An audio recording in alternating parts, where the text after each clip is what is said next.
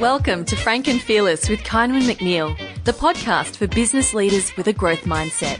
To learn more about the design and execution of growth strategies, visit firstfollower.com. And now, your host, business strategist and Frank and Fearless advisor from First Follower, Ceinwen McNeil. Hey, Frank and Fearless follower. Welcome to the podcast for business leaders with a growth mindset. My name's Ceinwen McNeil and I'm the founder and managing director of First Follower. First Follower is an international strategy firm specializing in designing and executing growth strategies for professional services firms. We here at First Follower are known for our direct approach, commercial acumen, and of course, our frank and fearless advice. One of the challenges that we confront in our work is how do we grow consciously? And that is to balance the commerciality of running a very successful, highly profitable business in an ethical and conscious manner. Now, I thought the best way to answer this question was to ask along an expert. And I'm delighted to introduce Artemis Evangelidi, a lovely member of my collection. Artemis is a holistic business and legal consultant. She's the founder and owner of her business, APO Consulting, an international firm focusing on creating successful, sustainable, and empowered businesses and their leaders. Born and raised in Melbourne, Australia, Artemis graduated from Monash University with a Bachelor of Laws and a Bachelor of Science degrees. She has over 20 years of experience working across 4 continents and with some of the world's largest investment companies. Artemis has seen firsthand how successful businesses thrive. Artemis is now based in the lovely Cyprus and is married with 2 young children, meditates daily and loves to travel with her family and cook with her friends. Her mission is to bring about global change by empowering people to be the very best that they can. Artemis, I'm delighted to have you along today and would love to hear a little bit more about your story. Absolutely. Thank you for that lovely introduction. It's great to be here. Yeah, well, it's been a bit of a journey, to be honest. So starting off in private practice in Melbourne and working in some of the largest law firms, it was very interesting to see how culture affects people's productivity and their ability to thrive. And very soon in, I realized that that wasn't really for me. And I wasn't able to do anything to change it because, at a lower level, you can't really do much about the culture. You can try to be who you are, but you'll be shot down if you don't fit in. Absolutely very difficult in a traditional professional services world. Absolutely. Especially, any woman starting in the world of law, particularly in a legal practice, knows the feeling of the traditional kind of male-dominated world that it is. So when you're a little bit more empathic and your way of doing things is to connect a little bit more with the clients on a personal level, that doesn't always go down well because it's an affront to how they've traditionally done business, even though it works. And it's a very successful way of becoming your client's trusted advisor. It wasn't something it wasn't something that was appreciated. But, that kind of led me to make a decision. Either I was going to stick around and, move up the ranks in the law firm, but, it just wasn't for me. So I left and moved overseas, actually, and got a job as in-house legal counsel for a Saudi Arabian investment group with their head office in Greece. So I was very blessed to be working in an incredible international investment firm and, was exposed to how business is run on an international level very, very quickly. And the beauty of it was that the culture was completely the opposite of what I had come from. It was...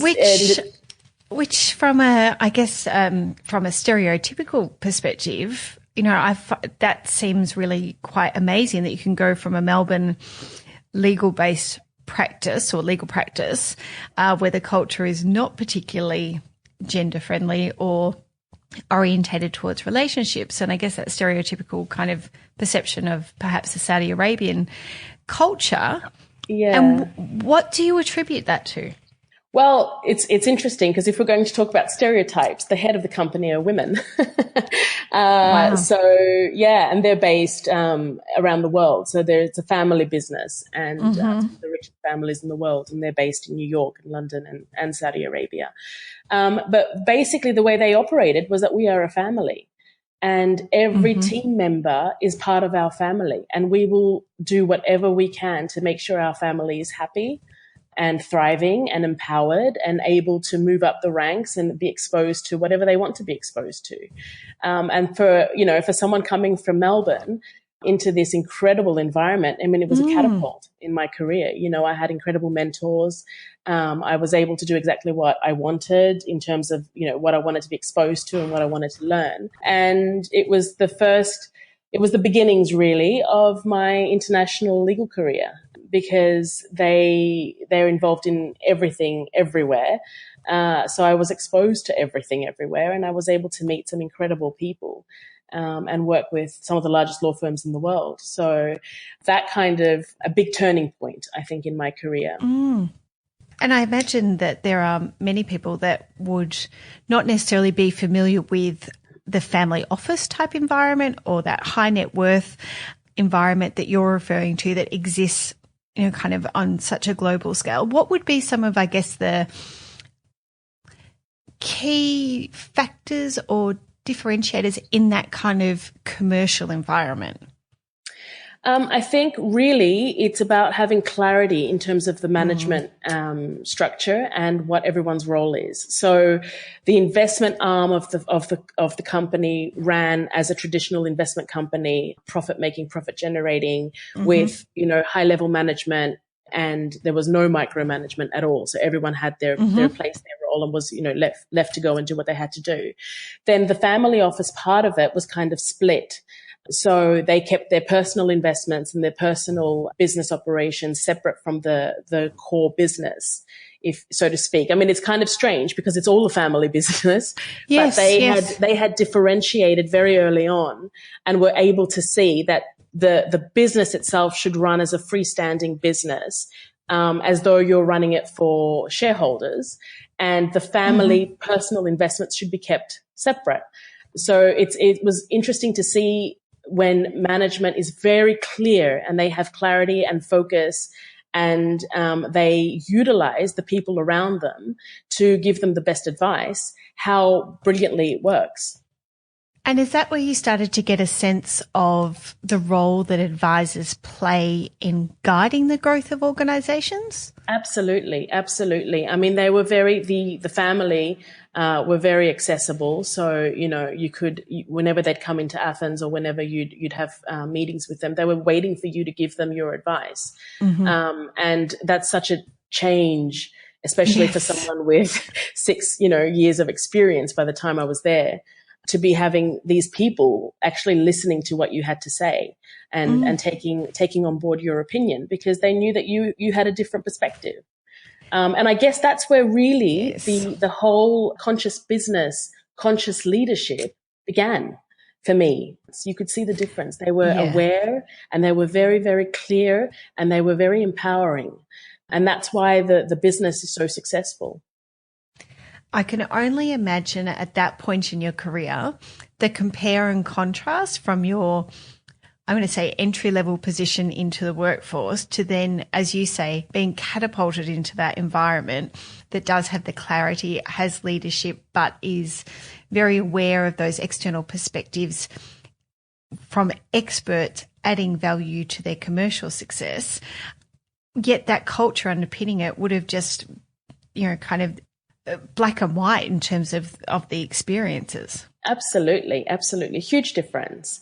And then when my husband was transferred and we moved to Cyprus, and I left from there, I was then able to see again different perspectives, different roles, different ways of doing things, because, I had no idea about the business environment in Cyprus when we moved here. And I was heading up the legal department of a corporate services provider, an international firm. And it was really interesting to see again the difference in culture and the different ways of doing things, which, not to the point of how it was in Athens, but again, a big step up from what I was used to in Australia. And I think it's this international exposure. I think it's this ability to have constant contact with business associates and colleagues around the world. It opens your mind. It helps you see things from a different light. Absolutely. And for our listeners, tell us a little bit about Cyprus and the business environment and why it's so important. Yeah, absolutely. Cyprus is an interesting place. I never realized what a huge business hub it was until I moved here. We've been here now 10 years. And I had no idea until I met you. It's mind-blowing. It is actually.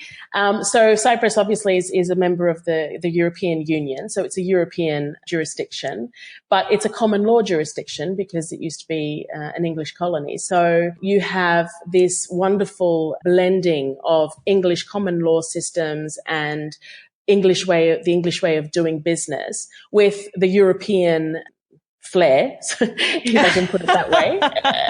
And it has established itself as a very, very solid onshore business hub. So we have a lot of international investment in Cyprus. We have a lot of international business coming in and setting up structures here because the tax rate is so favorable for international business. It's only 12.5%. Flat rate. And there's no tax on, dividends or capital gains tax and all sorts. So it's basically a really good entry point into the European market for anyone who wants to do business in Europe. And it's also a very good jurisdiction to set up an entity to hold your assets worldwide. Again, I only became aware of all of this after having the opportunity to speak with you and understand a little bit more about your consulting business. But what sort of firms would you typically help to set up using Cyprus as a base? We've got a range of clients. So part of our business is helping clients set up their businesses in Cyprus to be able to do what they want to do around the world. And the other part of our business is doing the conscious business consulting services. But in terms of the Cyprus work, we have clients from Australia, from the UK, from, all parts of Europe, from Eastern Europe, from South America, Asia. It doesn't, there's no limitation. There's no restriction on where our clients come from, but the industries are varied. So we've got clients who are setting up businesses in Cyprus to hold IT businesses around the world. We've got other clients who using Cyprus to run their travel industry operations. We've got most of the international Forex companies are based in Cyprus. Their head offices are in Cyprus. So we have a lot of financial services and trading companies based here. So it's a range. It's anything and everything. We have obviously people trading and exporting into Europe or importing from Europe use Cyprus as their main distribution hub. Because of the way that things operate here, it's very easy to do business here. It's very streamlined. We have the top 4 accounting firms like everywhere, with above 5,000 employees each, which is quite big for a very, very small island of 800,000 people. Exactly. So it's like a very miniature version of a large city, and everything gets done in a very streamlined way. So, a bit of everything.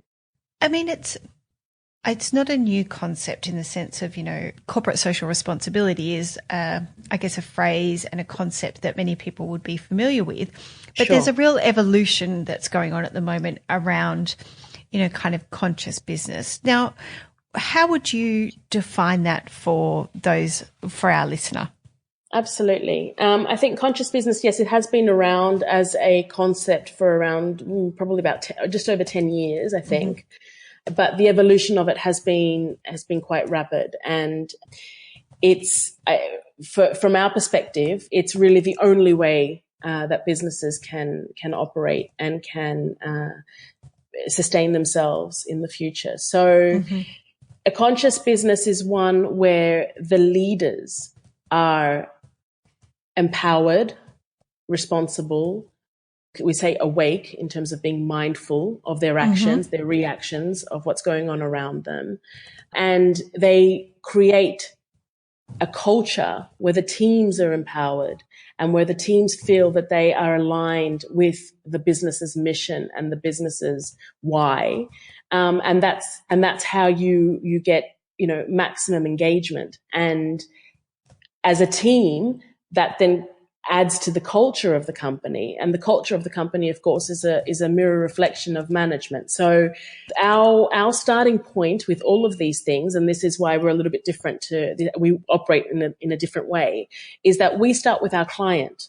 So we go back to basics. We need to understand what our client does and why they're doing it. What was their dream? What was their vision? What are they trying to achieve? And how has that transpired over the years? So, oftentimes you launch a business, you get bogged down in the procedural and regulatory things and, you kind of get stuck. Yeah, exactly. And then you're like, oh no, I've got to find this employee and I've got to do this and do that. You kind of lose sight of the original destination. You are so right.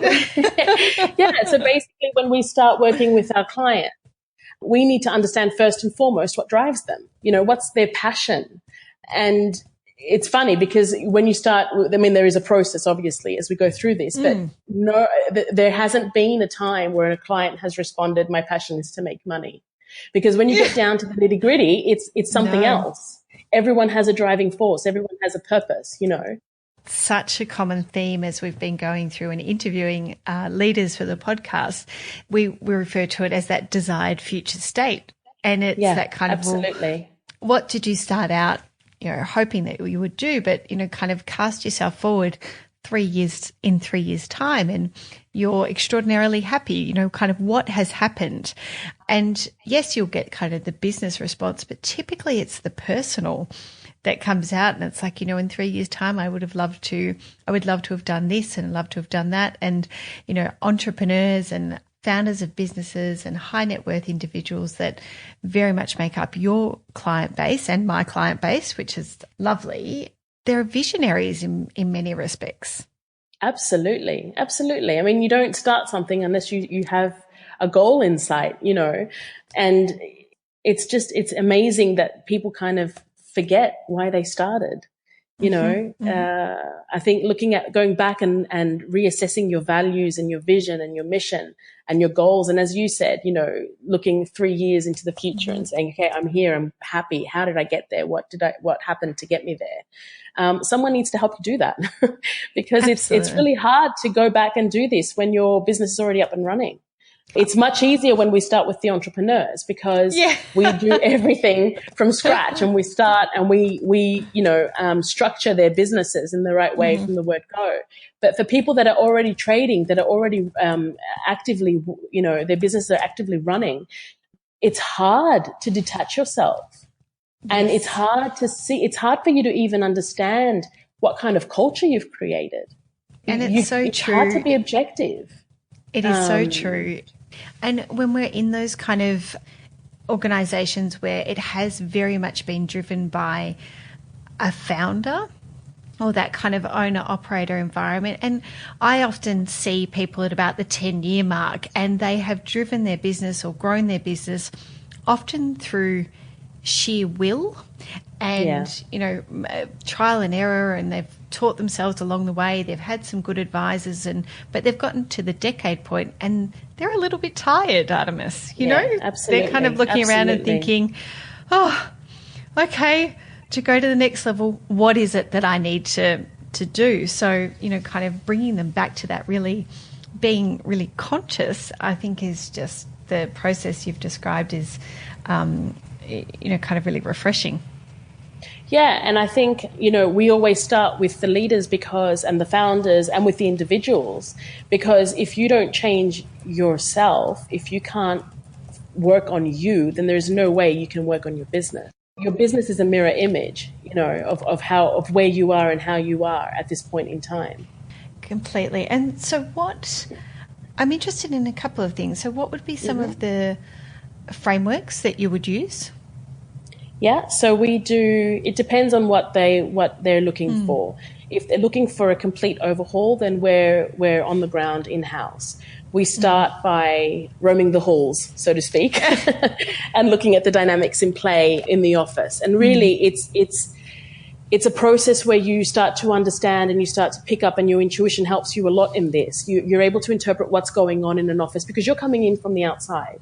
You have no skin in the game, so to speak. There's no emotional connection. No. You're just looking at things to understand what is happening, where things are going wrong, where things are going great, and you're able to see quite quickly. I mean, usually by the second day, we've pinpointed exactly what needs to be focused on and which areas need a lot of work or which areas are doing great, Yes. But you see from the team dynamics, you see from how people are responding to their management. You can see all these things. It's there. It's just that when you're in there, when you're in that environment, it's very hard to be able to pick these things out. So basically, we come in, we have a look, we see what's going on. We will speak with the teams. We will speak with management. There's a process, and it's very confidential, and it's very open, and it's very just very relaxed and very kind of conversational to understand how people are feeling.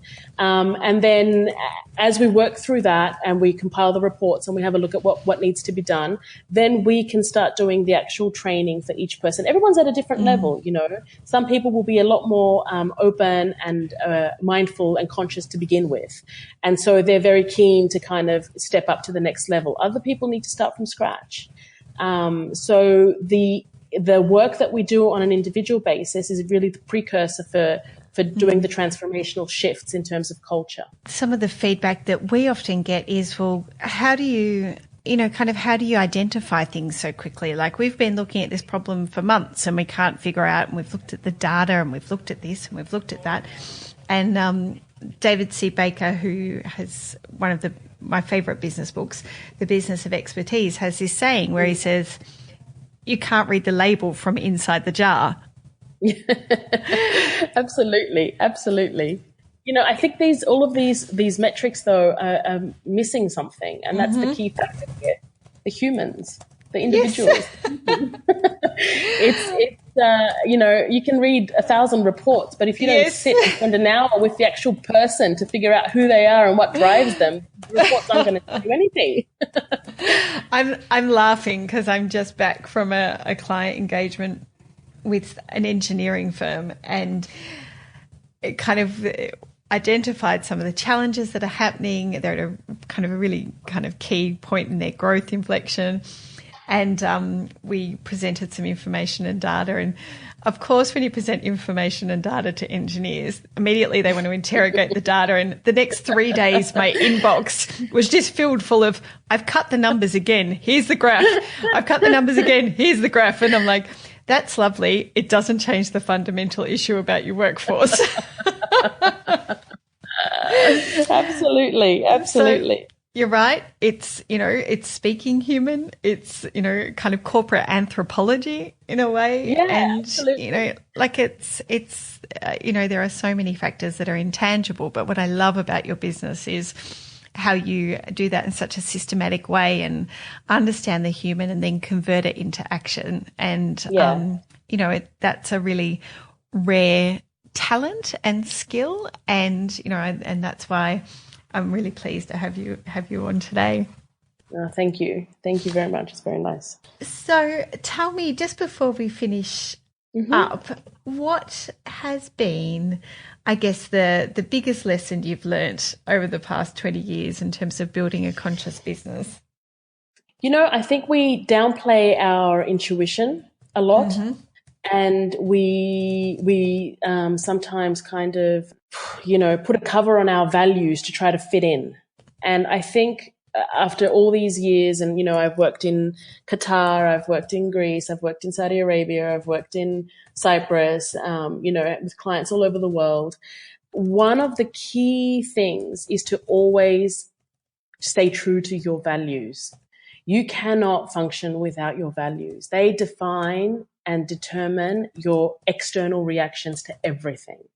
So if you're very clear on who you are and what is important to you and what drives you, then everything else kind of flows.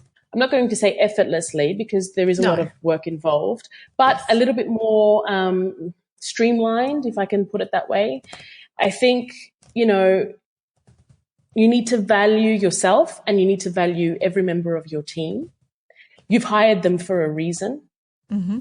You hired them because they come to the table with, a variety of different experiences and a range of expertise and a different way of doing things. It's like that. It's like, I often think it's like the show Suits, every character has their niche. Every character has a secret weapon in there, like you go to one person for one thing, or Donna knows this, or, Lewis does this, and you know who to go to in the show, because every single character has something that they're bringing to the table, and they're not alike at all. They're completely different. You are spot on. I think that's what it's all about, and I think as a leader and as a business owner and as a manager, that's what my business thrives on. Everyone's contributions. Absolutely. And we're very aligned in our approach that is, it is very evidence driven. We're both very focused on evidence-based decisions and understanding the systems and the processes and what makes the boat go faster and all of those things. But what we also share is a very strong sense of intuition, empathy, and, kind of understanding how humans tick, because really that's our secret sauce in lots of respects. And absolutely, I'm very proud to own that within my business, but also and I think this is the way of the future as well, a very networked environment globally with like-minded advisors, because we're far interested in working to provide clients with the very best that we can, rather than kind of hoarding one client to one person, because it's like, oh, we're going to get, absolutely, because the complexity of issues and challenges that are confronting modern organizations, no one firm or two firms, kind of hold all the answers, and it's definitely the way of the future. So, absolutely. Look, it's just been lovely chatting with you today, and it's really exciting. Yeah, and it's really exciting to just to be able to provide our listener with an insight to what does a conscious business look like, and how do you start to build a conscious business as well if you don't know where to start. And I'd really encourage people to connect with Artemis, whose details will be in the podcast notes, via LinkedIn or via her website.